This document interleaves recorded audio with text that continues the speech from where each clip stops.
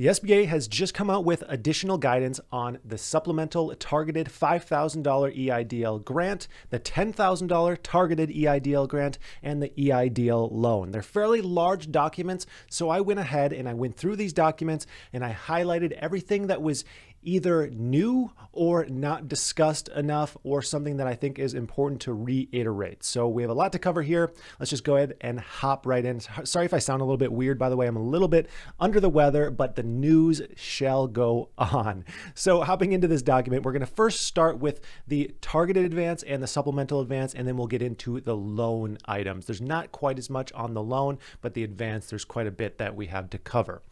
Now, like I said, I'm only going to talk about the things that are less common. You know, the general guidelines of the program, we've talked about those so many times that I don't think it's worth, spending 10 minutes additional talking about those. So, while I'm waiting for the SBA invitation to apply for the targeted EIDL advance and or the supplemental targeted advance, what are some things I can do to prepare to apply? So what can you prepare that way once you get the email invite for either one of these advances? So you should get the email invite for the $10,000 advance. If you get accepted for that, you should get the email invite for the $5,000 advance. What can you do in the meantime? That way, as soon as you get that email, you can just reply and you are good to go, and you'll be able to get funding as soon as possible because these are first come, first served. So if you have not yet filed your 2019 tax return, you should do that ASAP. Basically, everything is based on your 2019 return. That's what they pull for the transcripts. They need that for verification purposes. You will also be able to be required to provide the business's monthly gross receipts for each month from January 2019 through the most recent month-to-date period. Now, that is a lot of statements. So you're going to want to download your bank statements every single month from January 2019 to present day. I know it's a bit of a hassle, but they're saying you might as well just have that ready while you have some spare time instead of rushing once you get that invite.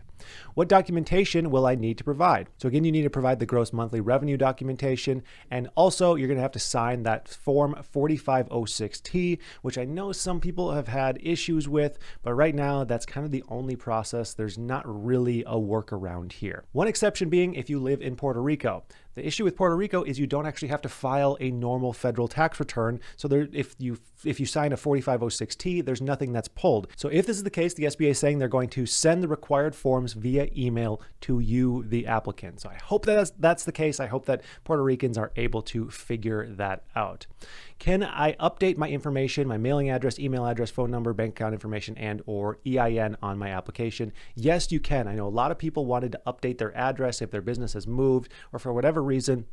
You can do so when you submit your application for that targeted advance. If you made a mistake on your application, can you request reevaluation? Yes, I would write down this email address.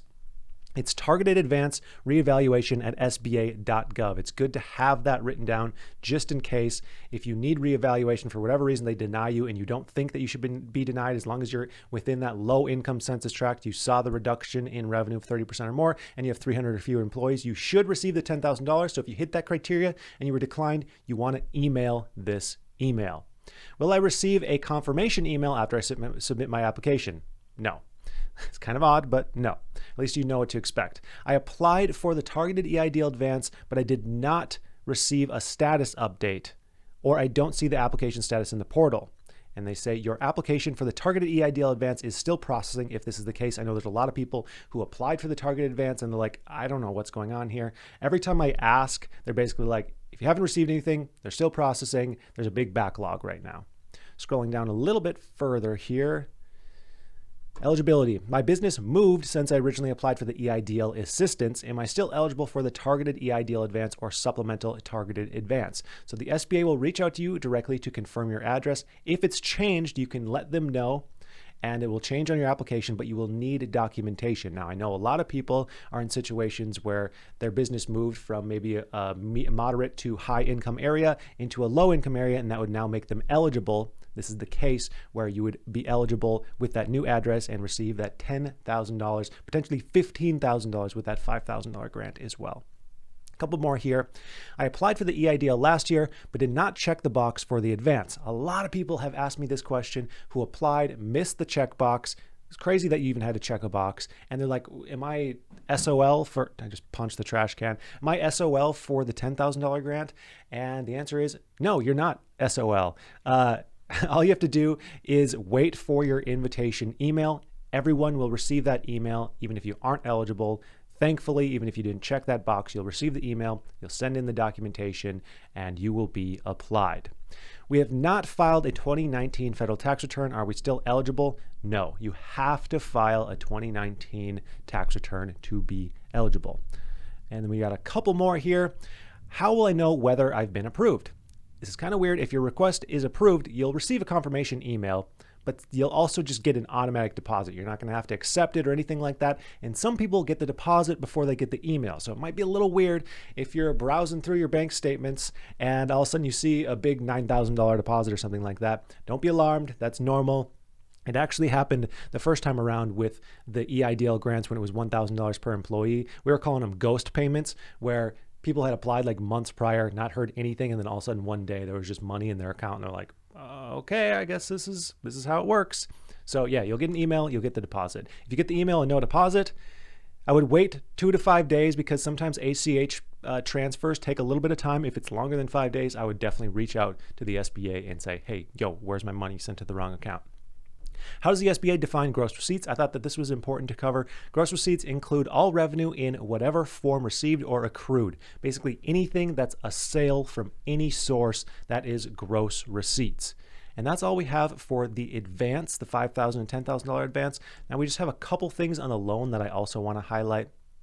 Like I said, most of these things are already known, very common, just general guidelines. I'll have these documents linked down below. Also in the link down below, check out the various offers and ways to just get basically free money. There's offers down there for free stocks, free crypto. You can also sign up for my soon to be coming out YouTube course that talks about how I built my YouTube channel. I'm extremely excited about that. You can sign up to be notified once that is launched down in the description below.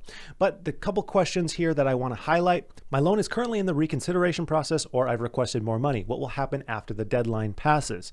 So they're saying that they will just process all applications until the deadline of December 31st, 2021. So there's a long time, there's a long runway left of processing. So if you're waiting around and you're getting a little bit worried, there is plenty of time to receive that funding and for them to process it. And yes, it's frustrating if you receive it in a couple months from now, but it's better than never, I suppose. And this is on the loan, by the way.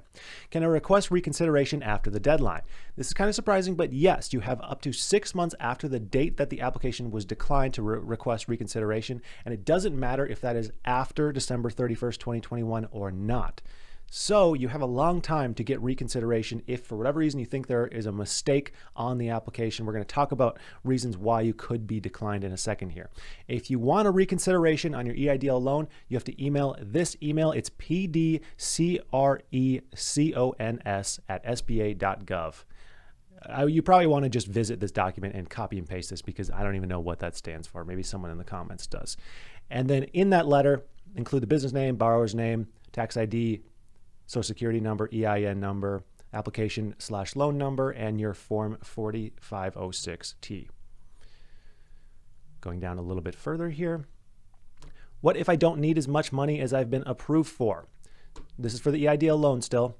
If you haven't yet accepted it, there should be a slider bar. You can choose a lesser amount. That's very simple. If you actually receive the funds deposited, you can still return that, which is a consideration you might want to make, because interest is accruing. In order to pay back a portion of it and stop paying interest on it, all you have to do is send a check payable to the SBA with a note that includes where the funds should be applied. Now, what's weird here is it says, note whether the funds should be applied to the EIDL, the advance, or both. I don't know why you would ever apply this towards the advance. So I guess just do EIDL. Why would you pay back the advance? It's a grant. And then include your basic information here. And this is where you can send a check to. It's kind of weird to send a check, but that's their process. What if I didn't accept the full amount I was approved for? Can I get the full amount now? Now, this is something that's really important. Now, we talked about it before, but I want to highlight it again. You can accept a lesser amount, and you have, 2 years after the date that you received that loan to up the amount. And this is something I really want you to consider. Let's say you were approved for $50,000. There's $20,000 in expenses you need to cover. maybe consider just taking $20,000, and then if you need more later, take more later, because interest starts accruing as soon as you receive that loan. So if you get the full $50,000, interest is building up on $50,000 when you could just have interest build up on $20,000 or whatever the lesser amount is. So just consider that. This is not a grant. This is a loan program, people. Okay. A little bit further, we got a couple left here. I've been declined for the COVID-19 EIDL loan. What are the reasons? So here's some various reasons: unsatisfactory credit history. Now they have recently lowered that, or I guess recently being back in December. So this isn't as much of an issue anymore. Unverifiable information, ineligible non-US citizen status, business activity not eligible, economic injury not substantiated. Two possible reasons for this: the economic injury is less than the amount received for the EIDL advance. So if they consider the EIDL advance to covering whatever you lost due to the pandemic, then they're not going to give you a loan. The information submitted does not indicate there was an economic injury. Character reasons, which could be a felony or some kind of arraignment, and then finally failure to respond. You have 60 days to do so. Can I request a reconsideration if my COVID-19 EIDL application is declined? And yes, you can. You email the same email, the pdcrecons@sba.gov. You want to do this sooner than later. You have 6 months to do so. But if you got declined for the loan and you don't think that that's accurate, absolutely reconsider by sending an email here. And I think this is really important. They give you an example as to what you should include. So check this out if you need some reconsideration. Again, these documents will be linked below. And that is it for all the newest guidelines from the SBA on the EIDL. Make sure you like this video, subscribe if you enjoy this consistent content, take a swig of your coffee, and have a profitable day.